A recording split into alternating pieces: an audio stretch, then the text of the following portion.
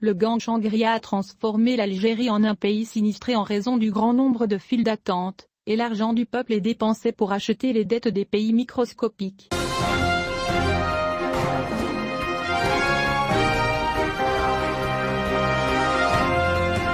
Des images qui provoquent le ridicule et l'émerveillement, et que l'on voit quotidiennement en Algérie. Les files d'attente pour les denrées alimentaires commencent à 6 h du matin et se terminent à 8 h du soir, comme si l'Algérie était un pays frappé par la famine ou un pays frappé par un tremblement de terre ou un ouragan, mais ce qui est étrange, c'est que ces citoyens religieux font la queue.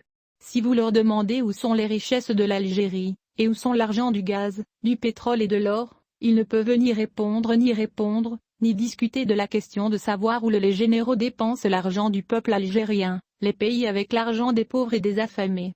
C'est ce à quoi est arrivé le régime des généraux en termes de décadence et d'actes immoraux.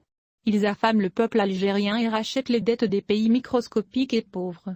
Après la Tunisie, c'est au tour de la Mauritanie, où ils veulent convaincre la communauté internationale, l'opinion publique avec des mensonges et des rumeurs que nous, Algériens, ne croyons pas, que l'Algérie est une force de frappe et que sa diplomatie est forte, sans parler des pays étrangers. Malheureusement, le régime des généraux a, pendant un demi-siècle, payé des dizaines de milliards de dollars à Agence internationale de relations publiques pour diluer son image et servir son agenda international.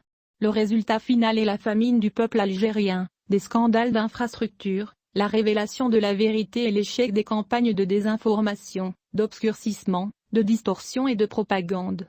Ce que le régime des généraux n'a pas compris, c'est que la bataille de l'opinion l'année ne se gagne pas en mentant, en achetant des dettes, en finançant des conférences, et en payant des milliards à des agences de relations publiques pour obtenir la vérité par le mensonge. Échec catastrophique et l'émergence de la vérité, qui est que nous sommes affamés depuis un demi-siècle pour une cause qui ne nous concerne pas de loin ou de près. S. Snini pour Al-Jetim.